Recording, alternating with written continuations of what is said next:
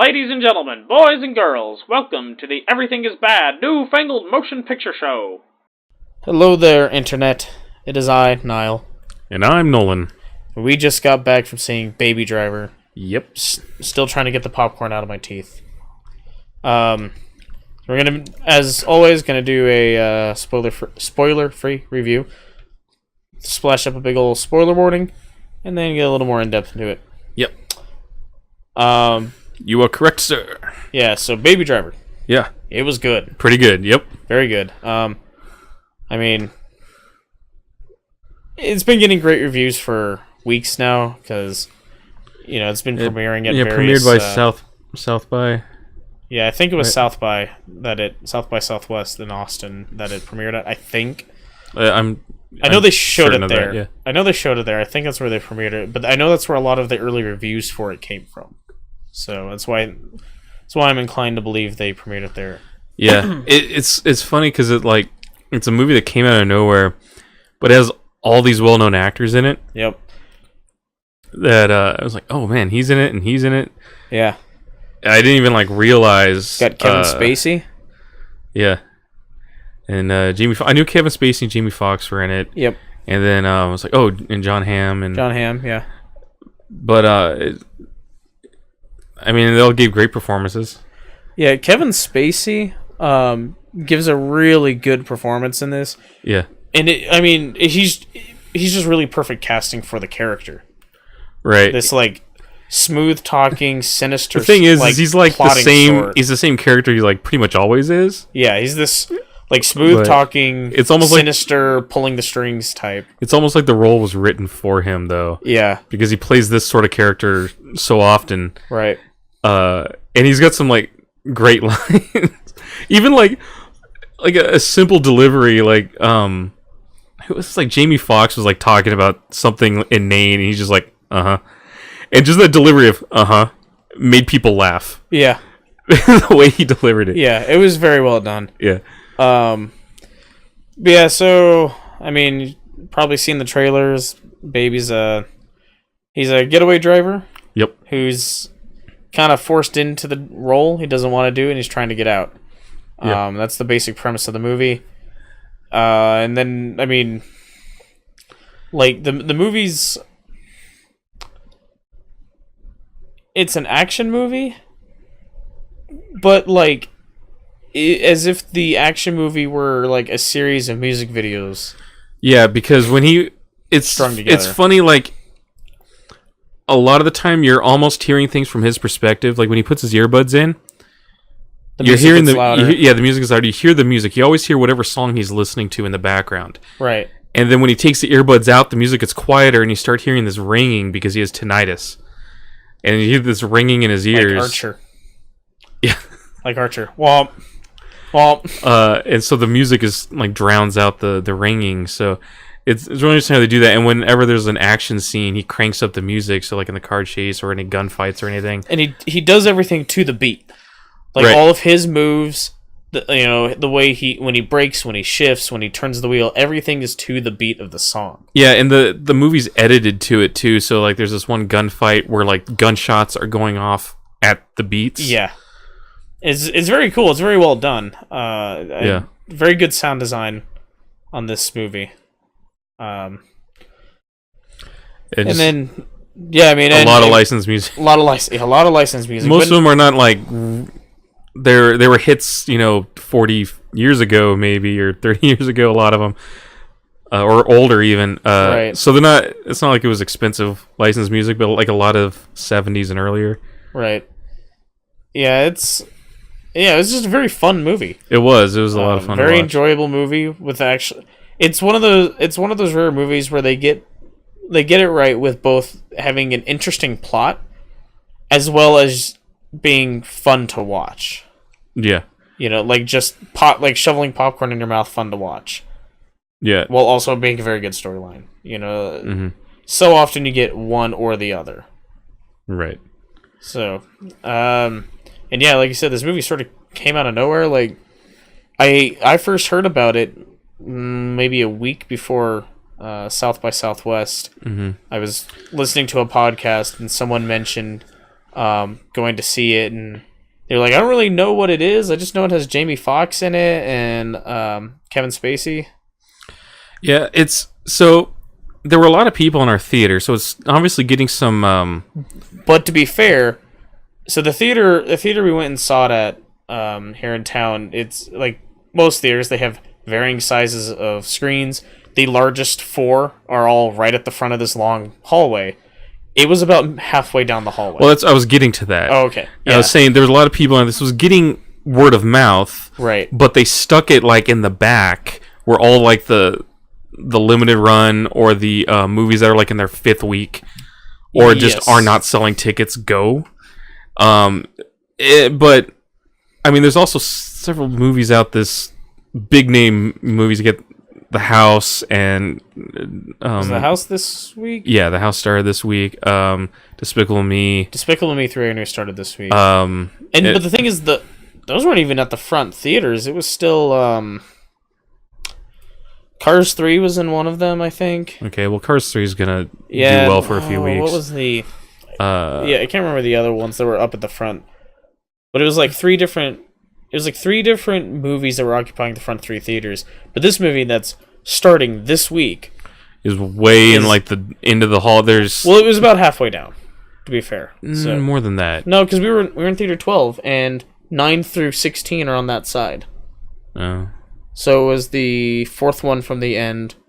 Okay. And it was the 5th one from the front. So yeah, it was. Okay. It's just past midway, but still, it's in the latter half. It's getting great reviews, and it's that far back is. But I mean, it might shift after this week, or I mean, it's clearly getting word of mouth because there were a lot of people in the theater. Yeah. So Transformers was still in one of the front ones. Transformers is gonna be, and it's Wonder probably Woman, I think fairly low budget. It's. I mean. Jamie Foxx and Kevin Spacey were probably the most expensive talent in this movie. Right. And I don't know how much either of them would have really ended up costing, because neither of them had a whole lot of screen time. Jamie Foxx had more than Kevin Spacey. Yeah, he had more than Kevin Spacey, but still... No, Jamie Foxx is actually in quite a bit. Yeah, I mean, he was out of... he was involved in what was going on frequently, but, not in the shot. Yeah, but I mean, also sometimes actors will take pay cuts to be in movies that they just really like the script for, and that could be here too. Yeah, we don't know how much they got paid, and but I mean, this is Edgar Wright wrote and directed this, and it's quite a departure from his, at least what I'm familiar with. On his work, right? So, yeah. Here's the I want this movie to do well because it deserves to do well. Here's what concerns me about the possibility of doing it, though, is next week is Spider-Man: Homecoming. Yeah, which is going to be taking a lot of people's movie money, and the week after that's War for Planet of the Apes. Yeah. Which is also going to be taking a lot of people's theater money. The week after that is Dunkirk. So it's 3 weeks of very big movie releases in a row. Right. The 4th week following is nothing super huge. But by then it's going to be a 4-week-old movie. Yeah, but I mean it still has overseas market, and it had some, limited release prior, so I think it might do all right. But yeah, it deserves to do pretty well. It's definitely a send up to 70s, car chase movies Bullet. Because it was. I was sitting there thinking while watching this movie, there were some scenes where I was thinking to myself, when is this supposed to be taking place? Because the only thing that dates it is the fact that he uses iPods. Well, he uses iPods, so it's in the 2000s. Most of the ones he has are the old. But you got to consider when he was a young child, he still had one of the. Yeah, he still had an iPod. He had the first one. from when he was young. But so many... So that puts you in a span of time. Right. So many of the cars he drove, though, were from the 70s. Yeah, well, there was, And, not quite. I mean, the car's also dated. Like, there's...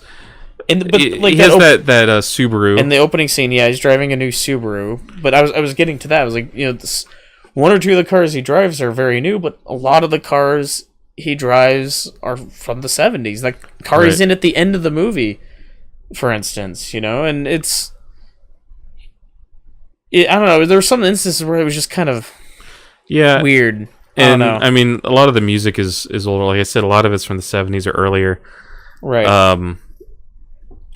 But I'm sure it's just because Edgar Wright, like, that's the music he listened to. Yeah. When he wrote... But, I mean, it's clearly like an homage to those sort of films. Yes, yeah.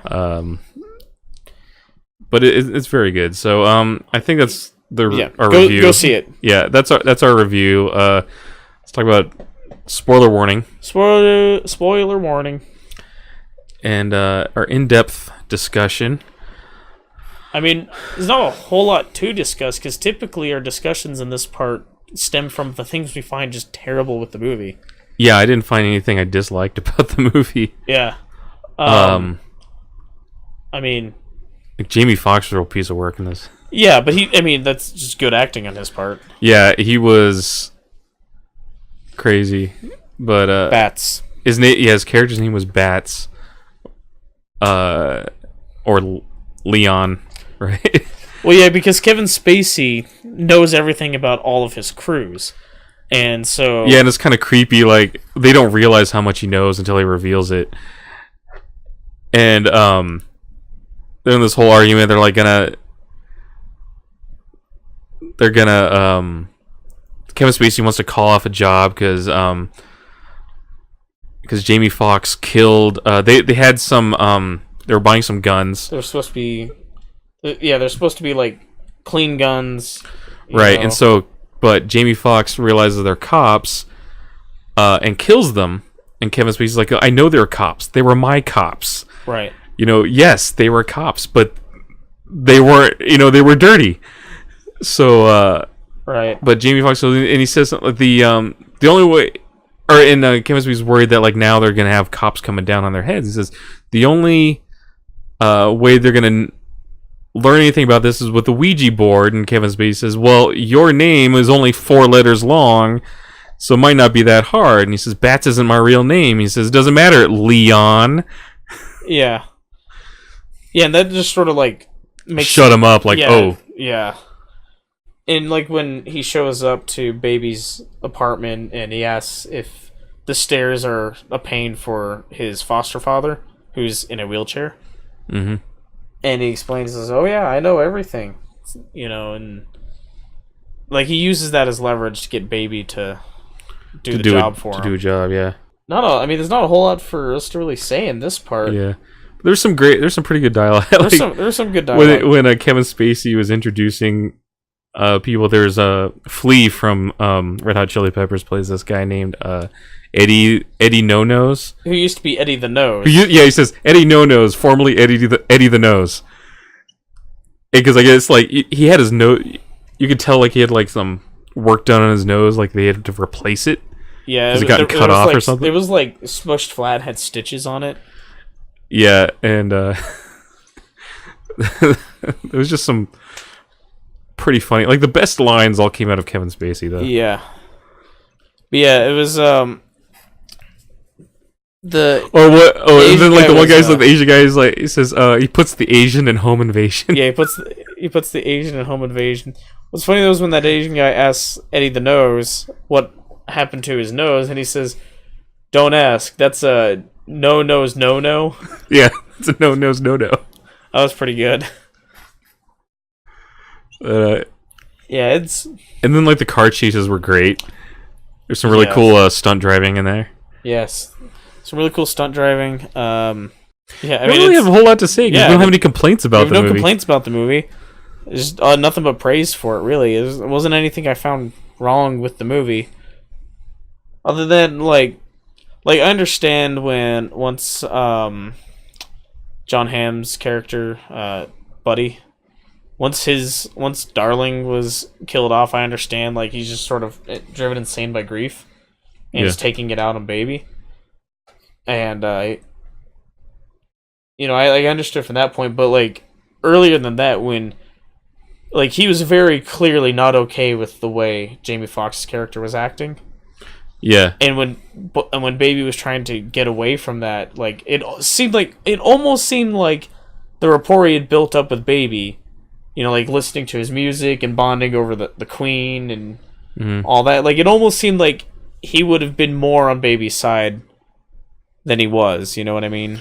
Yeah. Well, the thing is, when the way Baby took Bats out, screwed up the whole job. Yes. And so John Hamm Buddy was not okay with that, and that just because it just screwed everything up. Now, if he had taken, I'm sure he'd have been okay if Baby had taken Bats out, and when they were in the clear, right? He probably would have been okay. And then but being chased down by the cops and shot at, and his wife being killed because of that, that drove him up the wall. Right. Yeah, I mean, I think that's pretty much all we have to say about the movie. Go see it. Definitely. While you still can, because... Yeah, we don't know how long it's going to be in theaters. Because if it's already halfway down at this particular theater we went and saw it at, it's... And then the next 3 weeks are all very big movie releases. It's just going to get shunted further and further back. Yeah, it's a limited release to begin with, I think, so...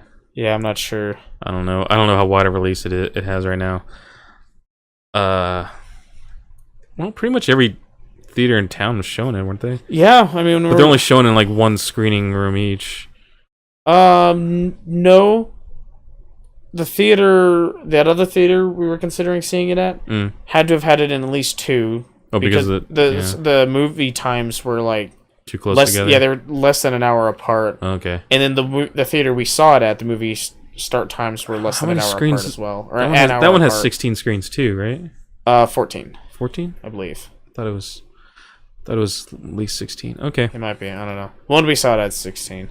Mm-hmm. And the one of which is IMAX. I don't know if I really count that because whatever they're showing in that is going to be whatever the current big IMAX movie release Probably is. Transformers. Probably Transformers until Dunkirk comes out. Or actually, Spider-Man's probably in IMAX, right? Oh, yeah. Yeah. So, speaking of which, next week's Spider-Man. Review might come out a little late for that. We're going to be out of town. We might end up seeing it while we're out of town. It sort of depends on how things go while we're there. Yeah. It'll probably be pretty decent. It's a Marvel movie. They tend to do they're at least decent movies most of the time. There was Iron Man 2. You mean 3? 3. Iron Man 2 was Iron Man 2 was good. Iron Man 2, everyone bashed on, which I thought was unfair. Because I liked Whiplash, and I liked, what's his name, Hammer? Oh, yeah. Well, I really like the actor. Suddenly his name escapes me, but he's always great. But, Iron Man 3 was... The ending was garbage, but anyway, aside from that travesty, most of the Marvel movies, are at least good. They're probably going... I would imagine... It would make sense to me if Marvel Studios is trying their darndest with this movie, because they want it to make so much more money for Sony than Sony ever made on Spider-Man on their right now, own. Sony is ready to be like, okay, you had your shot, you did your one... Contracts that we're pulling it back. They allowed them one main Spider-Man movie, I think, and 2 other movies with Spider-Man in it, I think. Yeah, I don't know the exact contract, but because they're gonna want to put them in the right. And Marvel's plan right now, they did Civil War with Spider-Man, they're doing the Spider-Man movie, and then he's supposed to be in Infinity Wars, I believe. Yeah, could be wrong in that, but that's kind of what I remember reading. Right, but Sony is still they just really, really want to make Spider-Man work as his own under their house alone. Yeah. So it would make sense to me if Marvel is really trying to just knock it out of the park with this one. Yeah, and it just being part of the MCU already gives it a leg up on the other Spider-Man movies. Because people are going to go see it just because it's part of the MCU, for one Right. thing. But it actually looks pretty decent, Yeah. and I like the casting all around. We Michael have Keaton is Michael Keaton playing the Vulture, who also played Birdman. Birdman, Yeah, is funny as hell to me. yeah.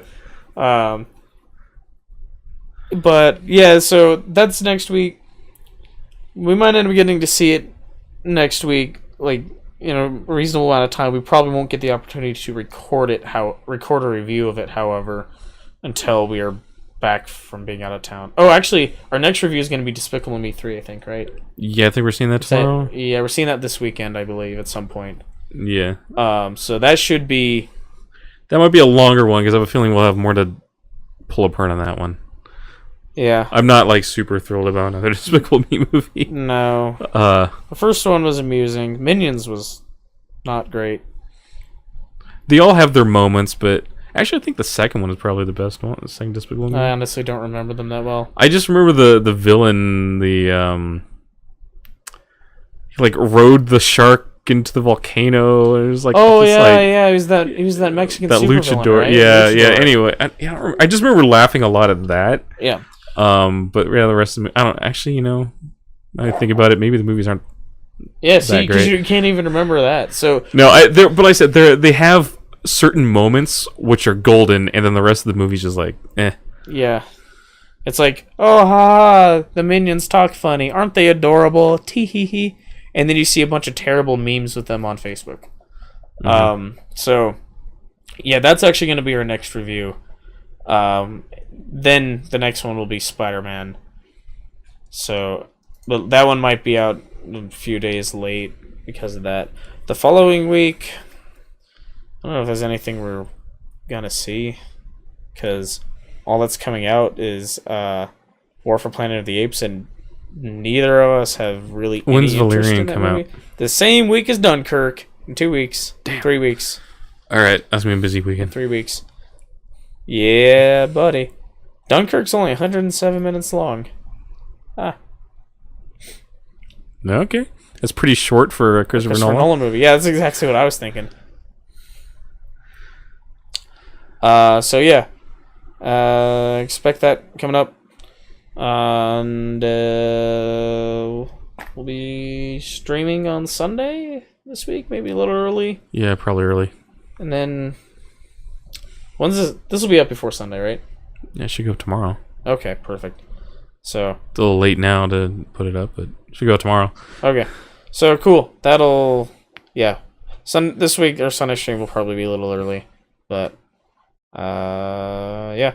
So tune in probably tomorrow or maybe later today, depending on when this goes up and when we get around to seeing and reviewing Despicable Me 3.